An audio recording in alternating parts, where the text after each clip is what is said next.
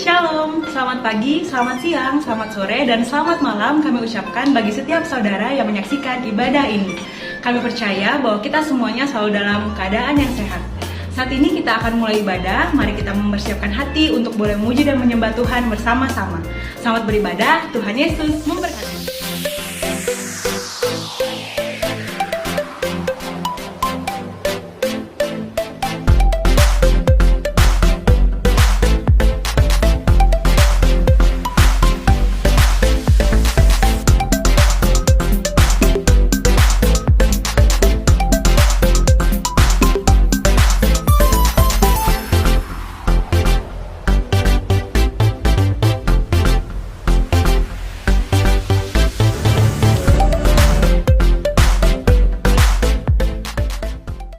Shalom teman-teman KCC yang dikasihi Tuhan. Berikut pengumuman KCC sepekan. Ibadah raya akan diadakan secara onsite dan online pada pukul 10 setiap minggunya.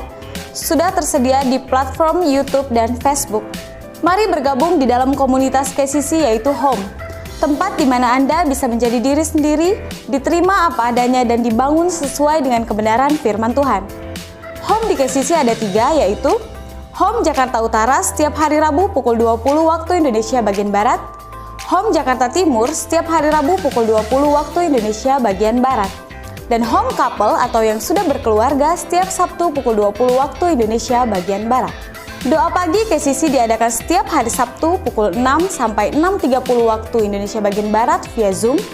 Link Zoom akan di-share di Instagram kita di @kcc_kingdom. Mari membangun keintiman dengan Bapa di sorga lewat doa pagi.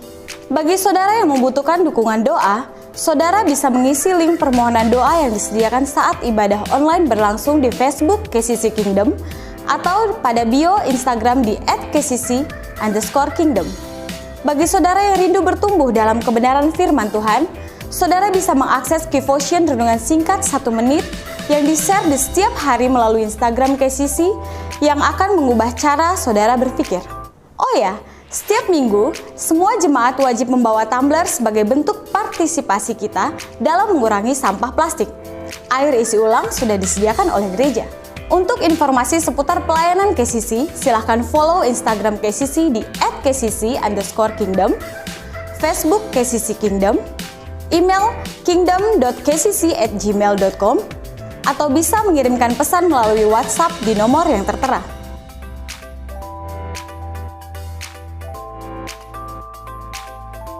Mari siapkan hati untuk mengikuti ibadah.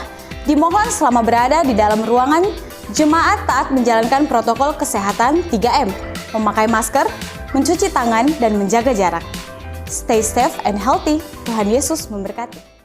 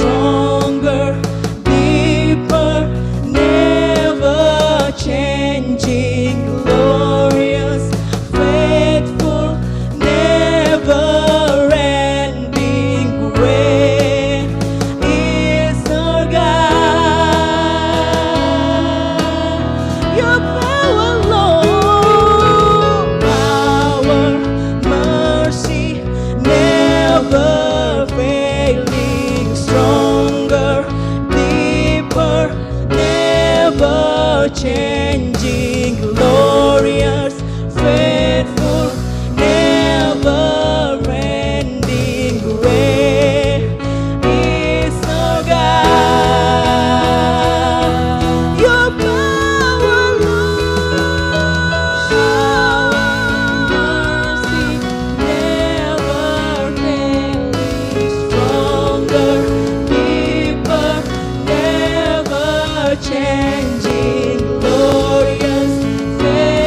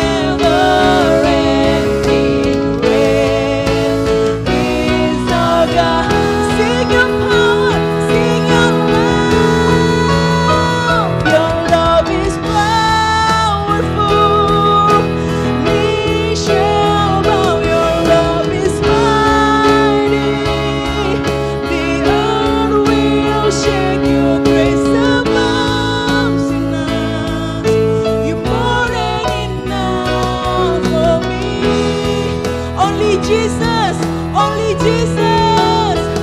Jesus, you're able to break every chains. Our lives in your hand.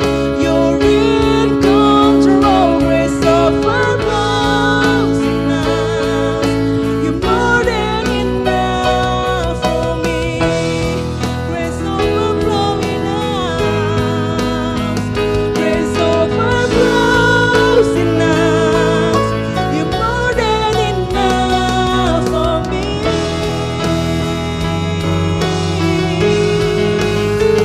Grace overflows in us.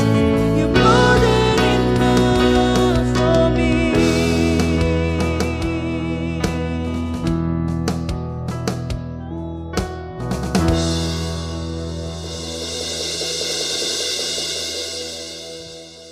Shalom semua, terima kasih buat pagi hari ini. Saya bersyukur bisa bergabung di ibadah hari ini karena ini adalah ibadah pertama saya untuk onsite.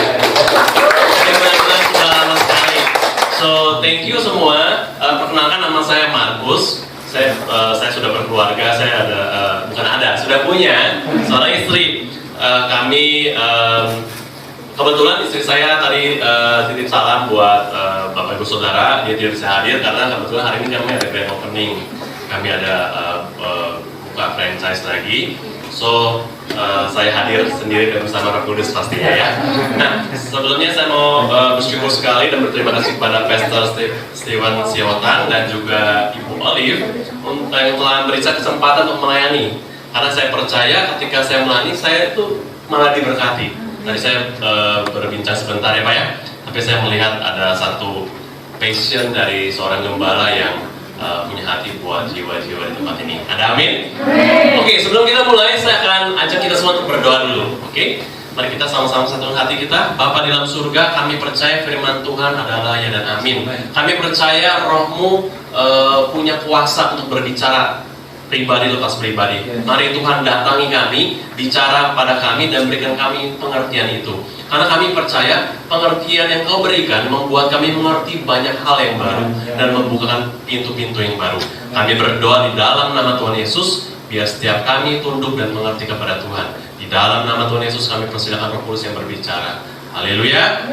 Amin. Oke. Judul hari ini saya berikan judul Different Angle. Sama-sama katakan different angle. Oke. Nah, waktu saya diminta untuk Pak Henry untuk membawakan tentang positif, saya berdoa, apa ya Tuhan ya kira-kira different angle yang Tuhan mau bawakan. Ternyata banyak hal, ada 3 hal yang benar-benar kita akan belajar bagaimana different angle ini mengubah cara kita merespon.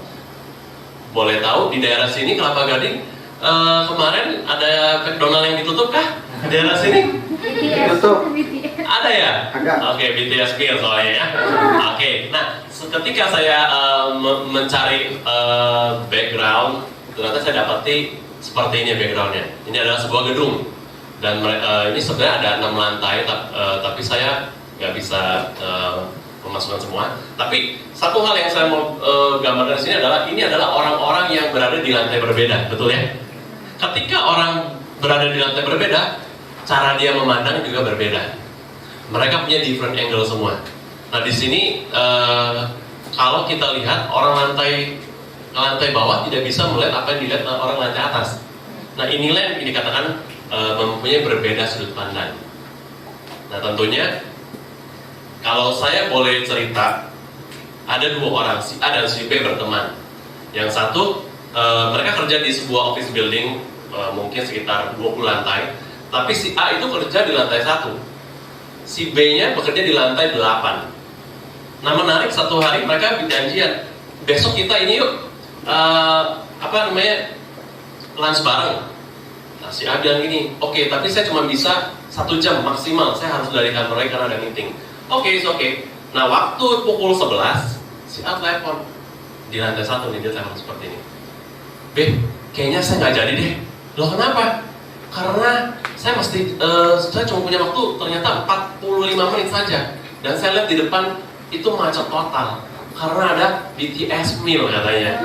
Semuanya macet total, nggak bergerak.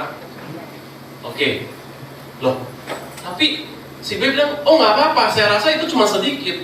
Si A bilang, enggak, ini macet total udah 1 jam yang lalu. Nah, si B yang berada di lantai 8, dia melihat, lah, yang macet kan cuma daerah situ. Kalau kita lewat sebelah kiri lebih nggak macet dan kita akan melewati kemacetan itu. Lalu mereka ya beradu argumen. Artinya si A itu tidak bisa melihat apa yang dilihat si B, betul ya? Karena different angle yang mereka lihat.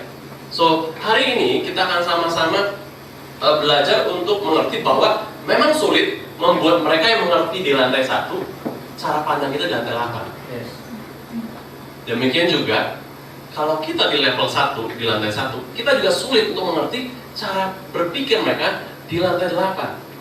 Maka dari itu, kalau kita berpikir kenapa mereka punya cara pandang berbeda dan kita tidak bisa mengerti, nah kabar baiknya hari ini kita akan belajar bagaimana sih kita bisa mengerti dari sudut yang lain. Sama-sama katakan sudut yang lain. Oke, saya yakin dengan kita mengerti different angle ini, saudara akan melihat banyak hal yang berubah dan menjadi jauh lebih baik. Ada amin? Oke, itu hanya intro. Saya belum mulai nih, saudara siap? Siap. Oke, mari kita baca di sebuah kutipan ayat. Kalau yang bawain nggak pakai ayat, katanya nggak Kristen ya. Jadi saya akan mulai dengan Kristen. Oke, di Korintus 13 ayat 11 dikatakan seperti ini.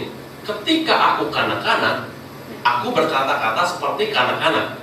Aku merasa seperti kanak-kanak. Aku berpikir seperti kanak-kanak. Sekarang, sesudah aku menjadi dewasa, aku meninggalkan sifat kanak-kanak.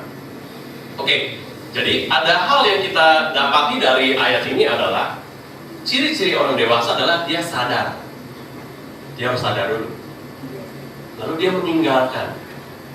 Saat udah sadar, dia meninggalkan, nggak berhenti di situ. Lalu dia berusaha mengganti. Saya ulangin polanya. Dia pertama sadar dulu. Lalu kedua dia meninggalkan. Lalu ketiga dia berusaha mengganti. Nah, apa yang dia sadari? Nah, kalau dari ayat ini disadari bahwa ternyata dia sadar, dia sudah dewasa, dan tapi dia masih kanak-kanak. Lalu waktu setelah dia sadar, apa yang harus dilakukan? Dia meninggalkan. Kalau gitu, ya udahlah, pikiran saya yang dulu saya tinggalkan aja lah. Orang nggak relevan lagi sekarang, karena saya sudah makin dewasa. Lalu setelah dia meninggalkan, tentunya dia tidak tinggal diam. Dia berusaha mengganti dengan sesuatu yang baru, yaitu pikiran yang dewasa. Sama juga orang-orang dewasa itu bukan berarti orang-orang ini nggak pernah salah atau nggak pernah berpikir negatif, tapi justru orang-orang dewasa itu dia sadar dia pikirannya negatif, tapi dia mau meninggalkan pikiran negatif itu. Setelah ditinggalkan, dia mau berusaha mengganti pikiran negatif itu dengan pikiran positif. Banyak hal yang kita bisa pelajari dari sudut pandang. Kadang-kadang kita bicara sama orang belum tentu kita betul ya.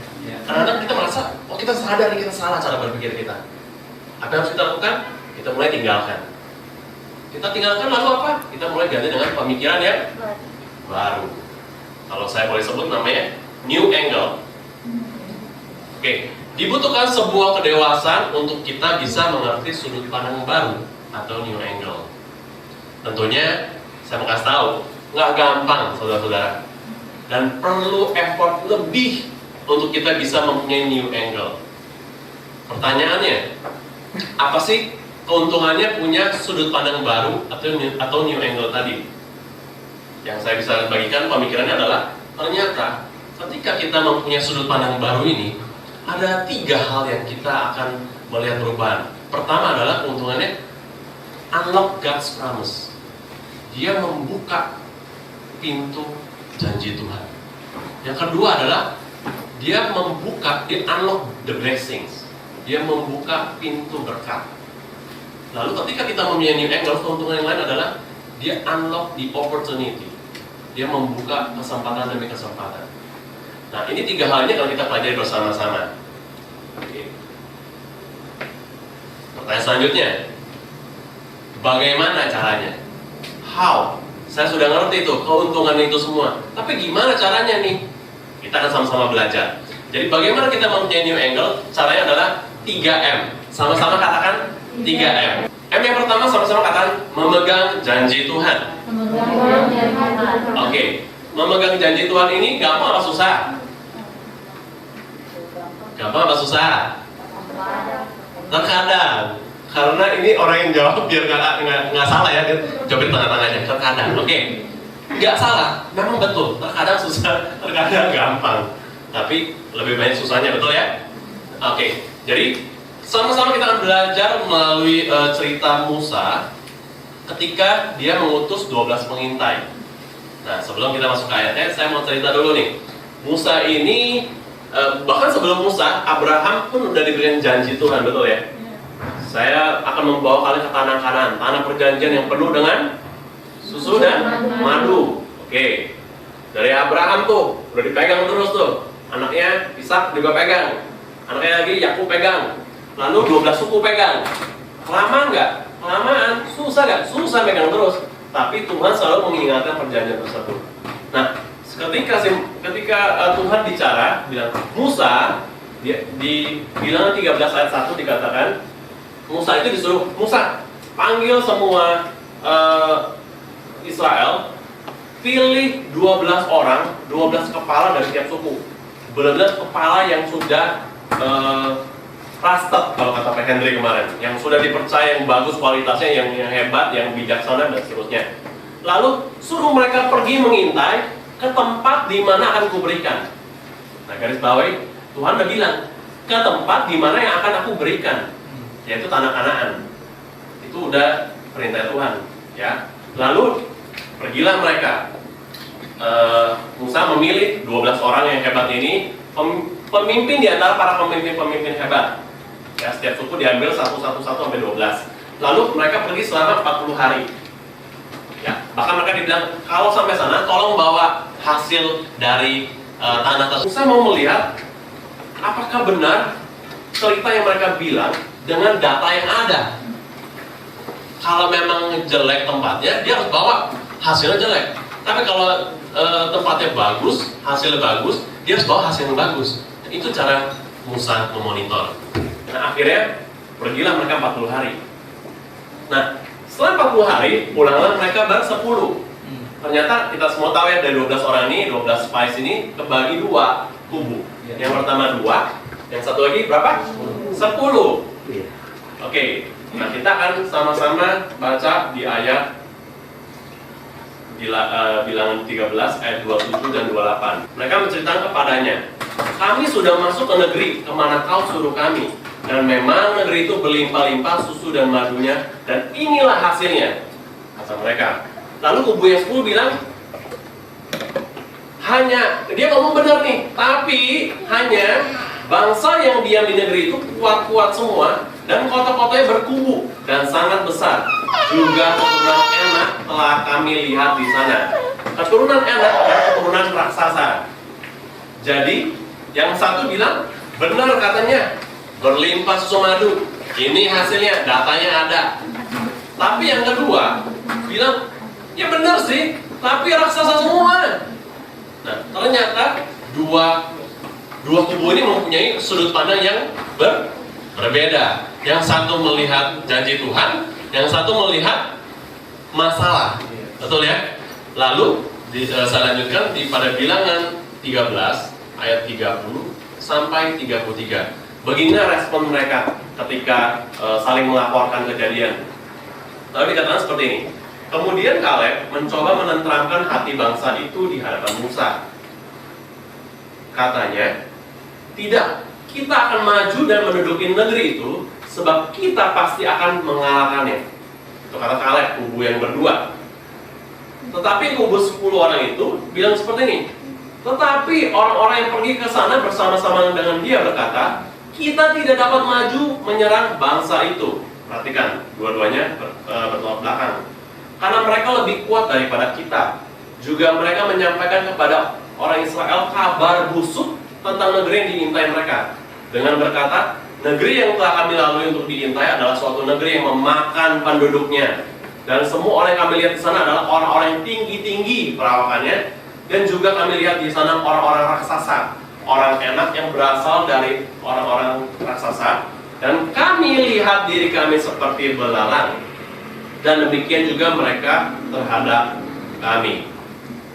At the end of the story, pada akhir ceritanya, siapakah yang masuk dalam tanah perjanjian, saudara-saudara?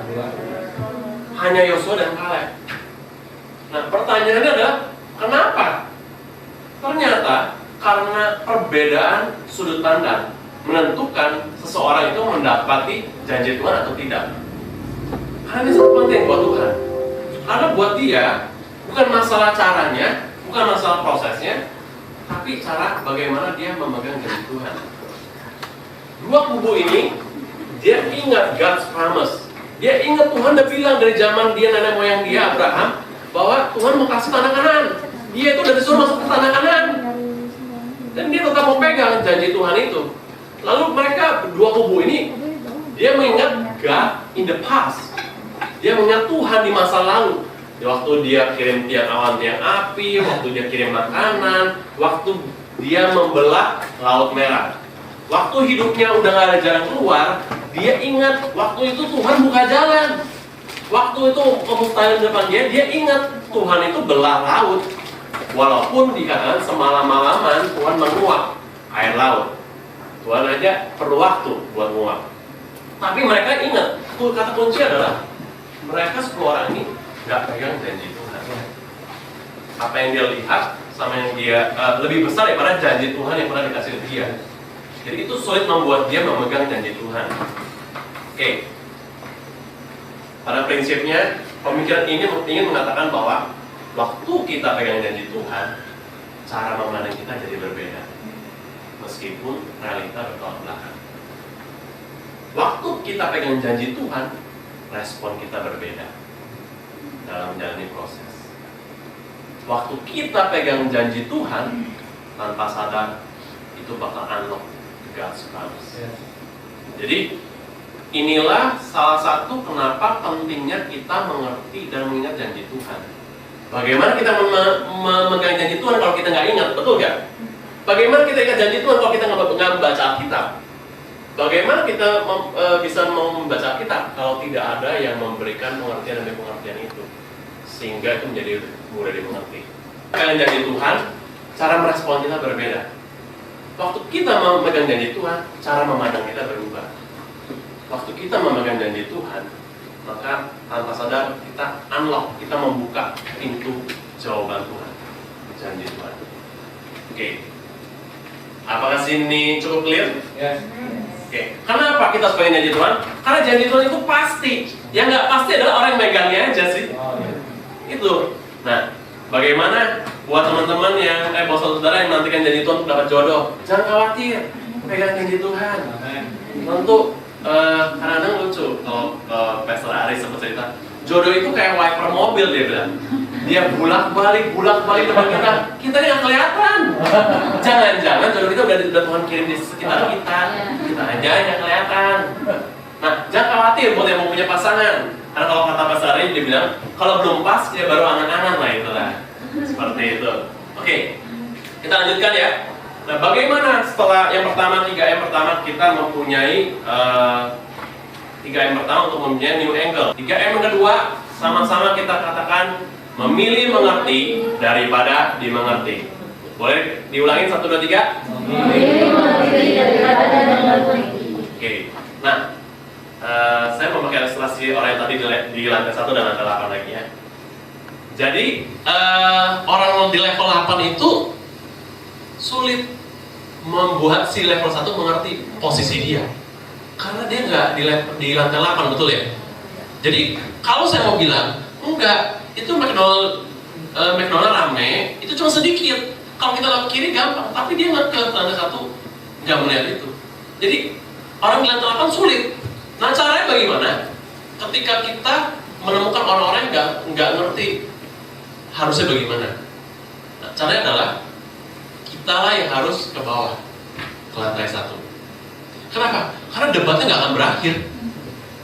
Saya lihat ini, kamu, saya lihat itu, saya lihat ini, saya berantem terus, nggak selesai. Nah, masalahnya kebanyakan tuh waktu kita berargumen, berdebat untuk sesuatu yang berbeda cara sudut pandang, kita seringkali seperti melihat angka 6 dan 9, betul ya? Pernah ya Bapak Ibu Saudara, kalau saya dari sini angka 6, saya ngeliat angka 6. Tapi orang itu lihat di sini angka 9. Mau berdebat gimana pun sulit. Tapi caranya adalah saya harus memilih mengerti. Saya pengen tahu dong cara pandang dia, kenapa dia bilang 6. Waktu saya lihat, oh pantes, memang 6 yang dilihat. Nah itulah bagaimana kita pemikiran ini mengajak kita memilih mengerti daripada dimengerti. Masalahnya kebanyakan orang itu mendengarkan orang bukan untuk mengerti, tapi untuk memberi jawab. Kalau saya bilang ini 9, dia jelasin apapun juga saya nggak peduli, saya nggak mau dengar. Kalau intinya adalah saya mau dengar, ketika dia udah berhenti ngomong, saya mau menjawab pemikiran saya. Dan inilah terjadi argumen terus. Nah makanya kita harus belajar mengerti dulu, kenapa sih ini orang berpikir seperti itu. Satu hari waktu saya masih SMA ya, saya minta dibeliin motor. Ibu saya nggak kasih, mama saya nggak kasih, nentang terus. Dia bilang, ya kakak kamu kan meninggal gara-gara kecelakaan. Ya kan semua orang nasibnya beda-beda, saya bilang. Kalau gitu buat apa ada orang jual motor? Masuk akal kan omongan saya? Tapi dia nggak bisa. Itulah kakak kamu gini-gini dan seterusnya. Ya udahlah, orang nggak punya, saya nggak punya uang, mau apa orang dia mau beliin. Tapi waktu saya mulai, saya cari motor udah umur 15. Oke, umur 19 saya buka usaha. Lalu saya udah bisa beli sendiri. Saya bilang saya mau beli, dia nggak kasih. Kenapa? Dia ngomong hal yang sama lagi. Saya bilang nggak make sense. Saya ngomong hal yang sama lagi. Nasib orang berbeda-beda. Itu pabrik motor kasihan saya bilang. Kalau semua orang berpikir seperti itu. Tapi tetap nggak bisa dilawan. Namanya juga mama, betul ya? Apalagi istri. Aduh. Oke. Nah, singkat cerita, waktu saya menikah sama saya punya istri, saya jadi mengerti kenapa mama saya ngekeh. Karena mertua saya yang laki-laki juga ngekeh, nggak kasih anak-anaknya motor semua. Kenapa? Ternyata dia mengalami hal yang sama. Waktu dia masih kecil, papanya meninggal umur 20-an gara-gara kecelakaan motor. Jadi di situ saya mengerti kenapa orang tua saya, mama saya nggak kasih saya. Karena betapa memukulnya kehilangan seorang anak. Saya baru mengerti, walaupun apa yang saya ngomongin itu benar juga, semua orang masih berbeda. Tapi saya jadi mengerti bahwa saya nggak bisa memaksakan kehendak saya kalau dia pernah trauma. Nah inilah yang membuat saya jadi mengerti hubungan saya. Ya udah, adem-adem aja, baik-baik aja. Nah, buat saudara yang punya pasangan juga akan mengalami banyak hal perbedaan pendapat, betul ya? Saya di tahun pertama saya menikah sama istri saya orang Bandung. Ngomongnya pelan, saya orang Medan, ngomongnya kasar. Kata dia kasar. Saya bilang ini gaya saya, ini tambah gaya saya mau begitu. Saya nggak mau bilang begitu. Dia beberapa kali nangis. Kamu kasar banget ngomongnya. Kamu marahin saya? Enggak, saya nggak marah. Karena orang Sunda itu terlalu lembut. Dia ngomong tuh benar-benar dipilih kata-kata, ngomongnya pelan-pelan. Dan kalau menurut dia nggak penting, dia nggak ngomong. Oke lah, kalau gitu. Ya udah, satu hari saya mau ke kawinan. Saya udah siap nih, tiba-tiba saya udah siap dari kamar sebelah, dia udah siap dari kamar sebelah, pas keluar, dia kaget. Yuk, jalan. Hah? Enggak, saya nggak mau jalan, kamu ganti baju. Hah? Ngapain saya ganti baju? Ini udah telat, saya bilang. Saya ganti baju lagi, buang waktu, ini aja udah telat, saya bilang. Enggak, saya nggak mau pergi. Hah? Apaan sih, nggak penting banget, maksudnya, ayo pergi. Kita itu nggak cocok, nggak matching, dia bilang, belang mentong, dia bilang. Apa yang belang mentong? Dia pakai merah, saya pakai hijau terang. Dia bilang mentong, dia bilang. Dia langsung kita berdebat sedikit. Akhirnya enggak, dia memutuskan nggak pergi. Dia lebih rela nggak pergi dan dia tidur di kasur langsung. Dia tiduran di kasur begitu. Saya bilang, aduh, cewek susah dimengerti sih memang. Makanya kita memilih mengerti daripada dimengerti. Nah, akhirnya saya bilang, oke, saya datangin dia. Sebenarnya kesel, nggak penting menurut saya. Tapi ternyata waktu saya ngobrol, kenapa sih nggak mau pergi? Dia bilang, karena belang mentong ini. Oh, oke, ngomong gitu. Saya ngobrol, saya nanya dia, emang kamu merasa, kenapa kamu berpikir seperti itu? Dia cerita, keluarga dia itu semua orangnya rapi semua. Orangnya matching-matchingan. Pokoknya kalau ini warnanya ini, mereka bisa saling, dan mereka terlatih melihat warna itu bagus. Dan mata mereka sedikit jahat dalam tanda kutip. Bagus artinya mereka tahu mana cocok warna yang bagus ketika walaupun saya bilang ini jelek, ternyata semua orang kan bagus. Jadi mereka terlatih itu. Jadi saya bilang, pantesan ya. Kalau keluarga saya bodoh amat.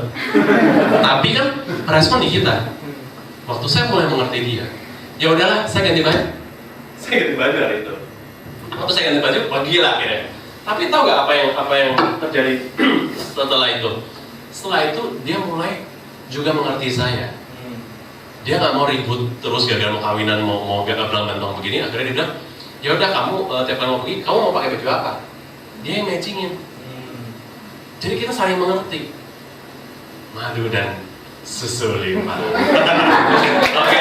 Nah, jadi disinilah kita harus belajar memilih mengerti daripada dimengerti. Jadi kadang-kadang kalau kita ada di home ya, house of member, kita merasa ini orang kenapa ya kalau ngomong pedes banget. Ya, misalnya ngomongnya kayak nggak enakin terus nih. Jangan kita langsung judge dia. Kita coba mengerti dulu. Ternyata kehidupannya seperti apa. Oh ternyata keluarga mereka memang ngomongnya kasar semua. Karena ternyata dia terluka dengan kata-kata kasar itu. Dan kita mengerti bahwa hurt people.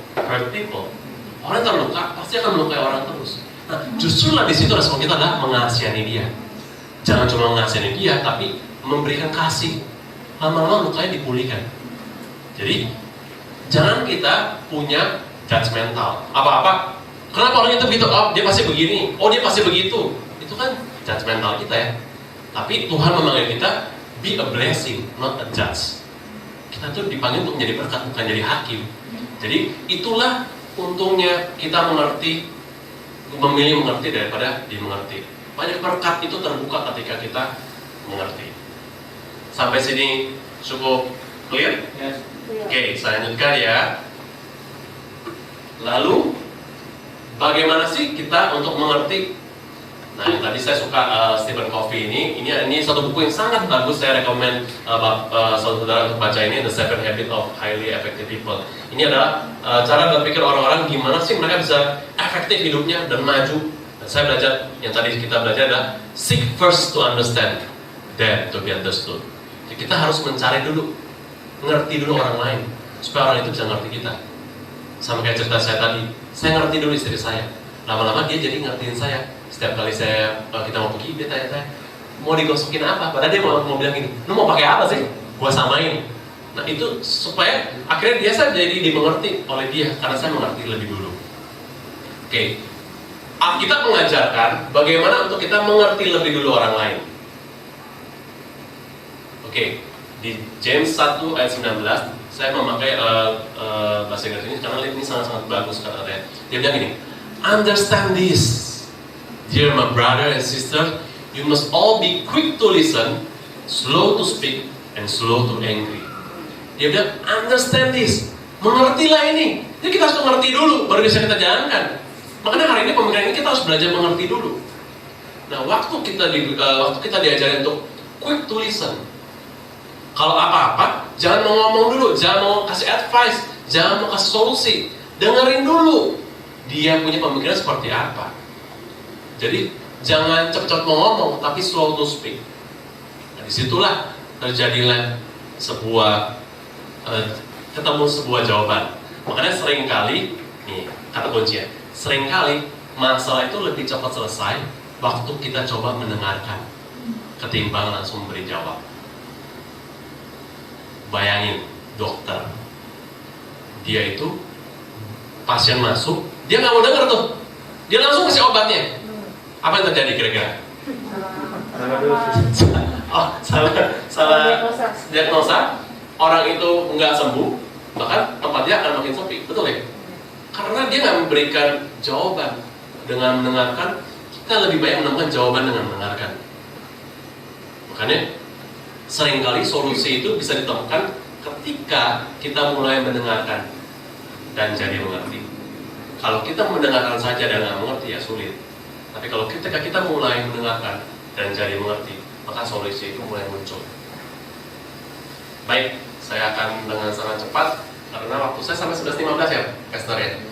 9 menit lagi, 8 menit lagi. Oke, yang ketiga, bagaimana kita bisa punya new angle. 3M ketiga adalah menambah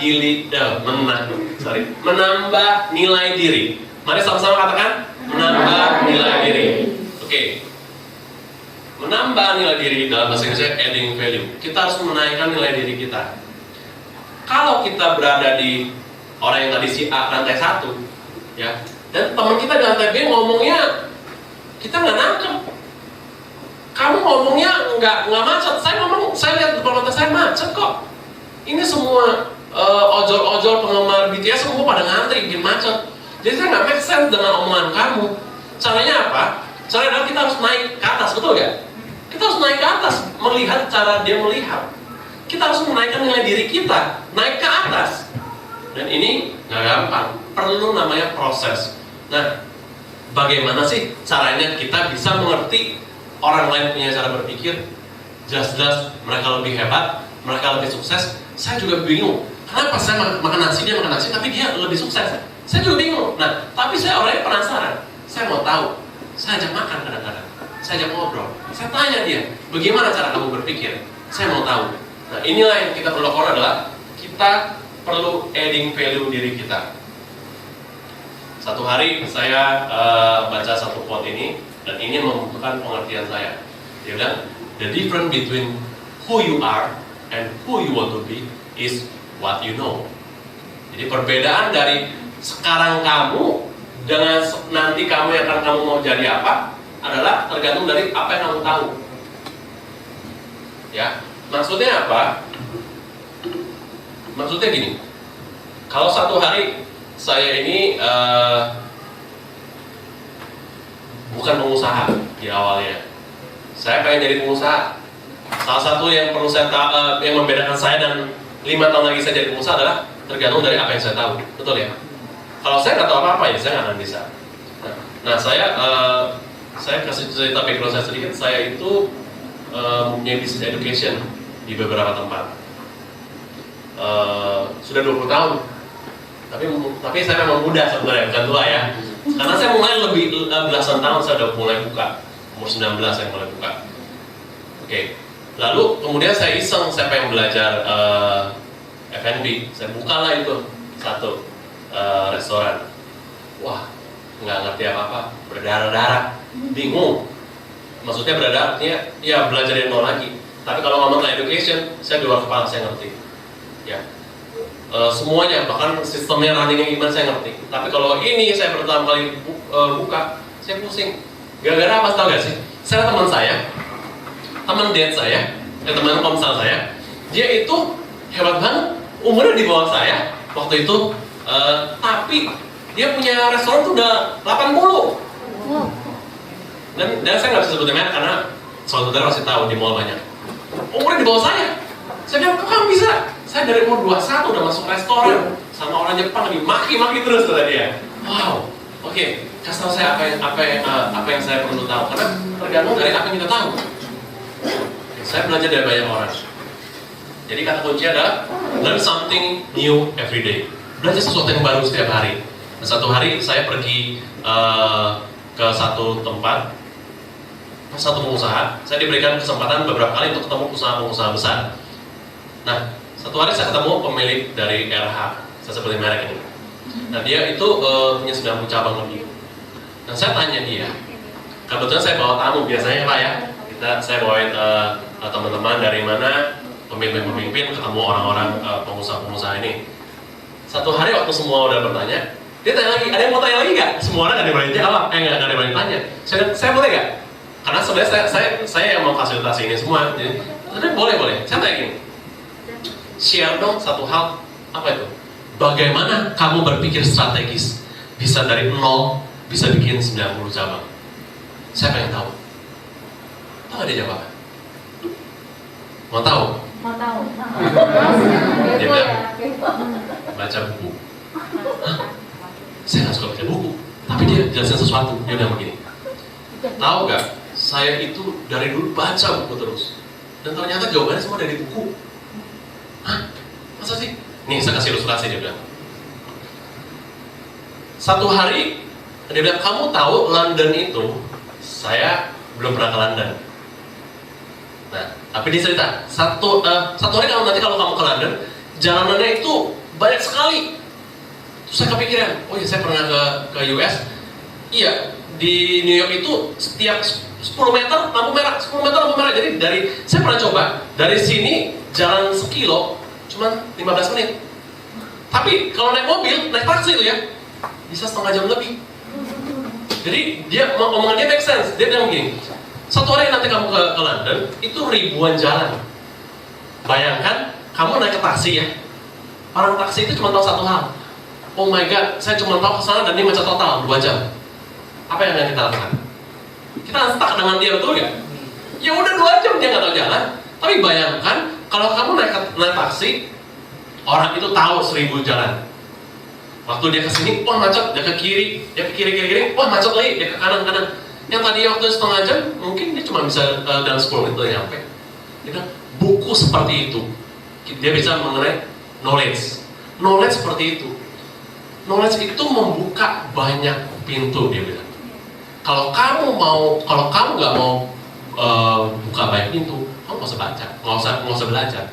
Tapi kita sampai hari ini masih belajar terus. Saya tanya dia, buku apa yang Bapak baca terakhir? Dia kasih tahu. Berarti benar, dia baca buku. Nah, sejak itu, Markus yang 6 tahun sebelumnya punya goal setting. Setiap tahun, saya tulis tuh Januari, minimal 1 tahun habisin 1 buku. Nggak pernah kejadian 6 tahun. Tapi sejak saya dengar itu, saya bikin goal setting. Minimal 3, 1 tahun. Tahun itu saya selesai 6 buku. Kenapa? Ternyata benar, yang dia omongin benar.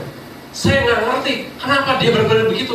Buku, dia bilang. Saya ketemu orang yang pengusaha sukses lagi, dia ngomong hal yang sama, buku. Saya ketemu orang lain lagi, buku. Ya kalau memang kita nggak suka baca buku, nggak apa-apa, dengar podcast aja.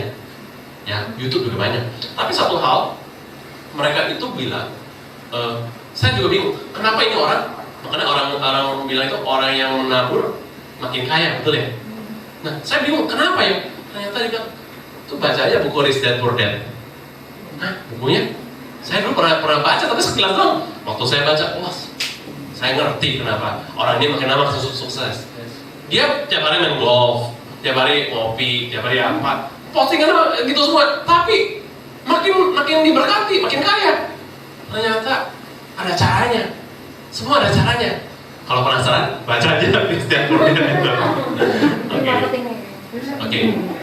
Yes. Nah, waktu pandemi dimulai, bisnis kami resto, kebetulan saya ini jual babi ya, nasi babi asap.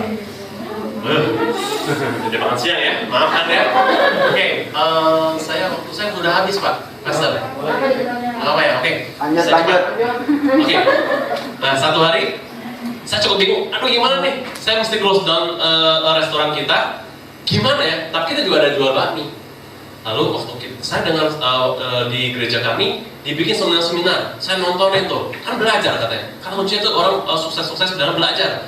Saya belajar. Satu hari ada orang yang gini, bisnis saya catering tutup total. Tapi saya berpikir nggak bisa. Kalau ada kesulitan pasti ada kesempatan dia. Dia pikirin terus tuh. Artinya dia dapati dia harus pivot. Hah? Apa tuh pivot?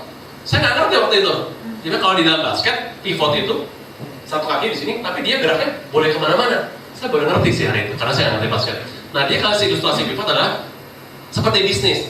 Bisnisnya kalau yang ini nggak jalan, kita harus ganti, tapi tetap di titik yang sama. Lalu saya pikir gimana ya? Oke, orang butuh apa? Butuh makanan, tapi nggak berani keluar, nggak berani dine in ke resto, gimana ya? Berarti kita harus antar, gimana ya? Yaudah deh kita coba yuk bikin bakmi frozen. Hah, bisa nggak? Saya coba lah, mau nggak mau. Bakmi kita di frozenin. Saya kan jual bakmi asap. Jadi ngiler. Jadi bakmi asap itu kan pas bakmi asap pasti awet. Lalu saya coba gimana, akhirnya berhasil. Sekarang kita kirim sampai ke Bali, Jawa, sampai ke Singapura. Kita kirim itu. Nah, itu hasil dari belajar. Belajar dari orang, belajar dari buku. Nah, akan cepat. Terakhir, ini ada satu hal yang bagus. Satu quote bilang begini, change the way you see things and the things you see will change.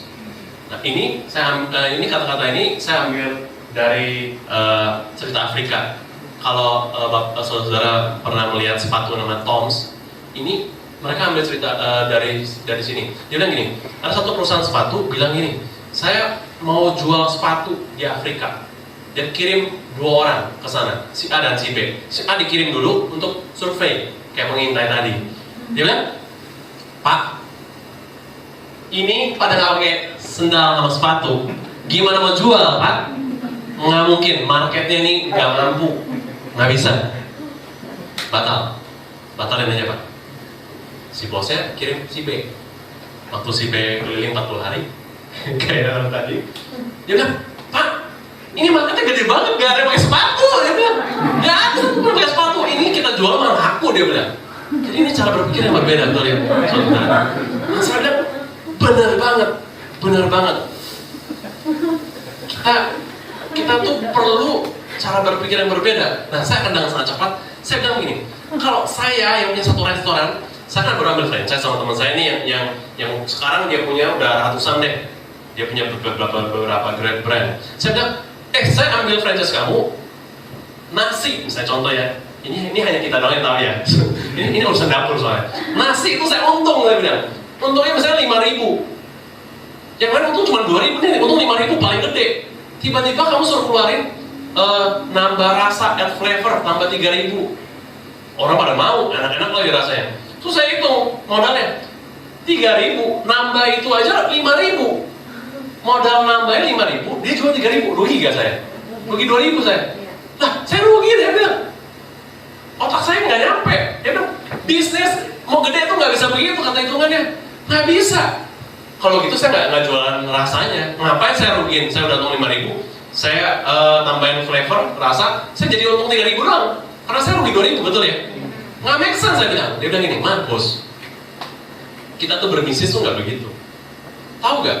Ramen saya, dia punya ramen. Dia punya ramen tuh 50 cabang. Di mall banyak deh. Sekarang suaminya bikin lagi yang ayam, beda. Nah, dia bilang gini, Markus tahu gak? Saya jual ramen ratusan ribu mangkok sebulan. Tahu gak saya untung berapa? Ini antar kita doang ya? Jangan sosial ya? Saya untung 2.000 doang, 2.000 perak. Hah? Ramen cuma untung 2.000? Usaha apa tuh? Tapi kenapa kita buka terus? Tahu kenapa? Rahasianya adalah kita jual outsanya 20.000 saya untung. Modal 200 perak. Jadi sebenarnya saya nggak jual ramen, saya jual oca sebenarnya. Hah? Saya nggak ngerti, saya bilang. Karena level dia di atas saya, dia level 8, saya level 1. Saya masih cupu, jadi saya bilang, coba jelasin saya.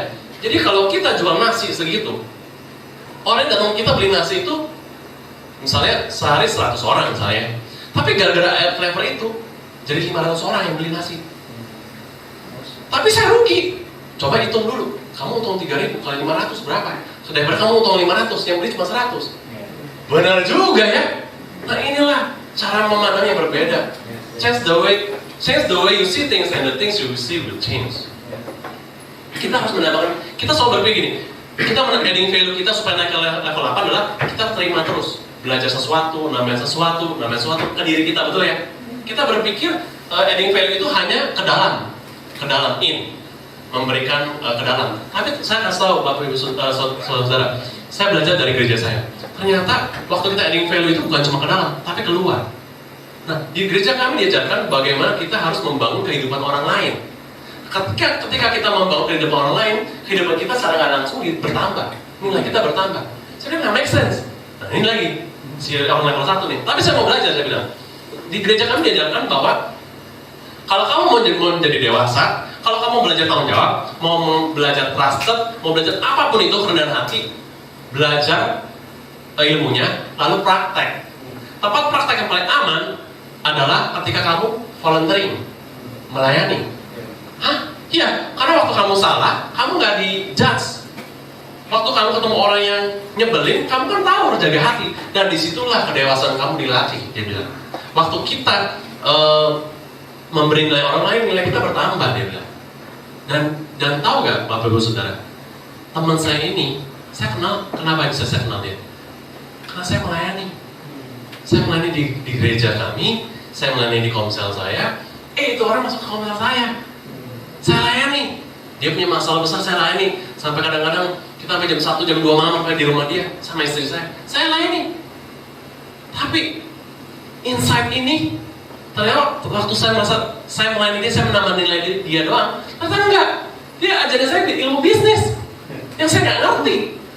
Dan disinilah yang saya mau challenge kita semua, berani nggak kita adding value kita dengan cara kita menambahkan nilai kepada orang lain.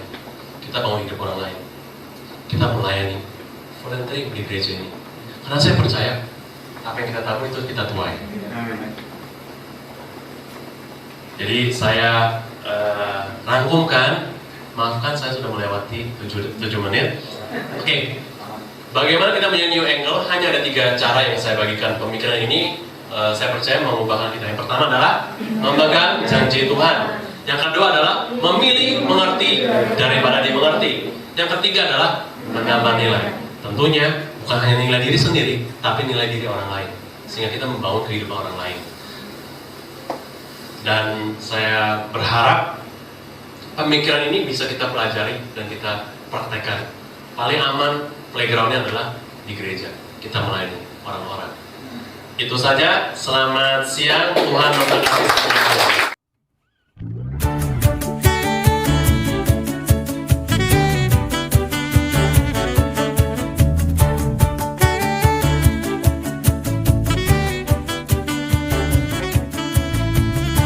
Hari ini, hari yang telah dijadikan Tuhan, mari kita bersuka. Hari ini, hari yang telah dijadikan Tuhan, mari kita